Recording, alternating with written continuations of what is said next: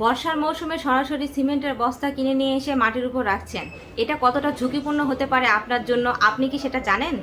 অনেকেই করেন কি, ছাদ ঢালাইয়ের আগের দিন পর্যাপ্ত পরিমাণে সিমেন্ট নিয়ে এসে মাটির উপর ইট বিছিয়ে তারপরে কিন্তু সিমেন্টের বস্তাগুলো রাখে। সিমেন্ট খুব দ্রুত বাতাসের আর্দ্রতা এবং মাটির স্যাঁতস্যাঁতে ভাবটা কিন্তু শোষণ করে নেয়। এমনকি বস্তা খোলা না রাখলেও সিমেন্ট জমাট বাঁধতে পারে। এখন কত সময়ের মধ্যে এই সিমেন্টটা জমাট বাঁধতে পারে, এটাই কিন্তু আমাদের সবার প্রশ্ন। আমরা যদি সিমেন্ট কিনে নিয়ে এসে মাটির উপর রেখে দেই বা মাটির উপর ইট বিছিয়ে রেখে দেই, তাহলেও কিন্তু আপনার সিমেন্টটা জমাট বাঁধতে পারে এবং এটা 1 থেকে 2 দিনের মধ্যেই সিমেন্টের নিচের অংশ জমাট বেঁধে যেতে পারে।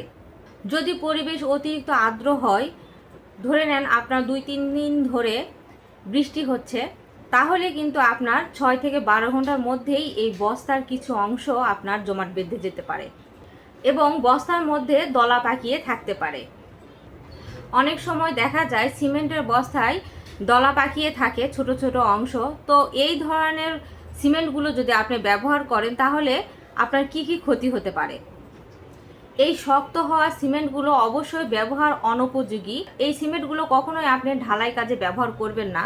জমাট বাঁধা সিমেন্ট যদি আপনি ব্যবহার করেন, কংক্রিটের শক্তি অনেক অংশেই কমে যাবে এবং আপনার স্ট্রাকচারটা কিন্তু ধীরে ধীরে দুর্বল হয়ে পড়বে।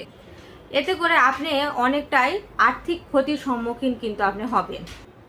তো কি উপায়ে আমরা এই কিনে আনা সিমেন্টগুলো ভালোভাবে সংরক্ষণ করতে পারি? বস্তা মাটি হতে 6 থেকে 8 ইঞ্চি উপরে আপনাকে কাঠের পাটাতন বিছিয়ে এই বস্তাগুলো কিন্তু মজুত রাখতে হবে। আবার অনেকেই করেন কি, কাঠের পাটাতনটা সরাসরি মাটির উপরে রেখে তার উপরে কিন্তু বস্তাগুলো রেখে দেন।